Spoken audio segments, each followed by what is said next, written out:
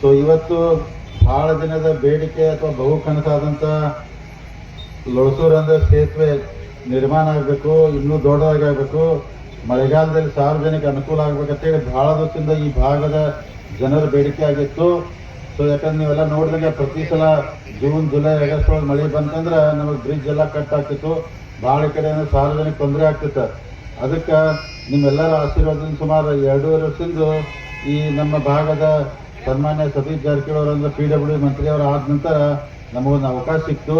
ನಾವು ಅವ್ರಿಗೆಲ್ಲರಿಗೂ ವಿನಂತಿ ಮಾಡಿದ್ವಿ, ಯಾಕಂದ್ರೆ ಈ ಬ್ರಿಡ್ಜ್ ದೊಡ್ಡದಾಗಬೇಕು, ಸಾರ್ವಜನಿಕ ಅನುಕೂಲ ಆಗ್ಬೇಕಂತೇಳಿ.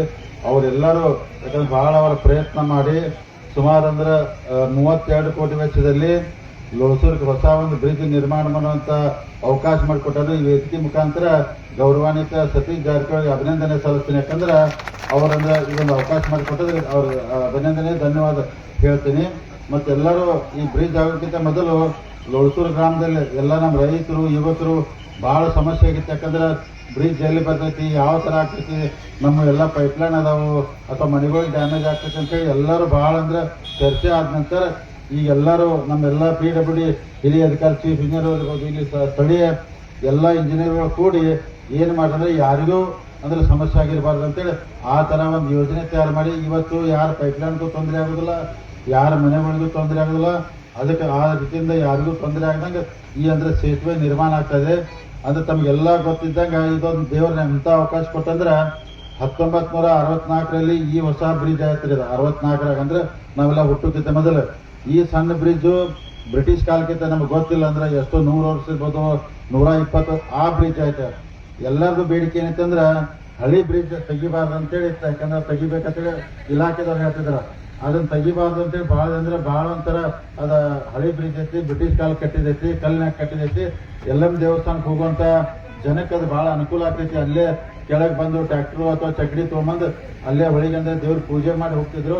ಅದಕ್ಕೆ ಇವತ್ತು ನಿಮ್ಮೆಲ್ಲರ ಅದು ಬ್ರಿಡ್ಜ್ ಉಳಿತು, ಇದು ಉಳಿತು, ನಡು ಒಂದು ಹೊಸ ಬ್ರಿಡ್ಜ್ ಆಯ್ತು. ಅದಕ್ಕೆ PWD ಅಧಿಕಾರಿ ಅವರಿಗೆ ಮಂತ್ರಿಗಳಿಗೆ ಧನ್ಯವಾದ ಹೇಳುತ್ತಾ, ಯಾಕಂದ್ರೆ ಎಲ್ಲರೂ ಅಂದ್ರೆ ನನಗೆ ಯಾಕಂದ್ರೆ ಇಷ್ಟು ಬಂದ ಖುಷಿಲಿ ಪೂಜೆ ಮಾಡಿ ಅಂದ್ರೆ ನೋಡ್ರಿ, ಯಾಕಂದ್ರೆ ಇನ್ನೊಂದು 10 ವರ್ಷ 20 ವರ್ಷ 30 ವರ್ಷ 50 ವರ್ಷ ಯಾರು ಇರಕ್ಕೆ ಸಾಧ್ಯ ಇಲ್ಲ.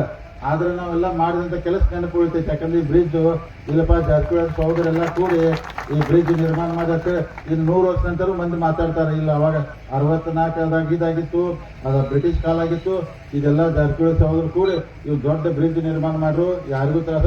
ಇದನ್ನ ಇನ್ನೂ 50-100 ಸಾವಿರ ಜನ ಮಾತಾಡ್ತಾರಲ್ಲ, ಹಂಗೆ ಮಾತಾಡುವಂಥ ನೆನಪಿರುವಂಥ ಕೆಲಸನ ಈಗೆಲ್ಲ ಸನ್ಮಾನ್ಯ ಸತೀಶ್ ಜಾರಕಿಹೊಳಿ ಅವರು, ಗೋಕಾಕ್ ಶಾಸಕರ ಸನ್ಮಾನ್ಯ ರಮೇಶ್ ಜಾರಕಿಹೊಳಿ ಅವರು, ನಾವು ಅಧಿಕಾರಿಗಳೆಲ್ಲ ಕೂಡಿ ಮಾಡಿದ್ದೀವಿ.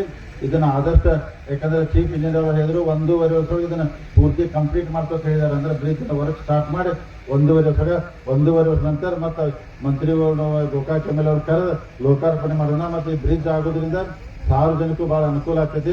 ಅದಕ್ಕೆ ಇದನ್ನು ಸರಿಯಾಗಿ ಉಪಯೋಗ ಮಾಡ್ಕೋಬೇಕು.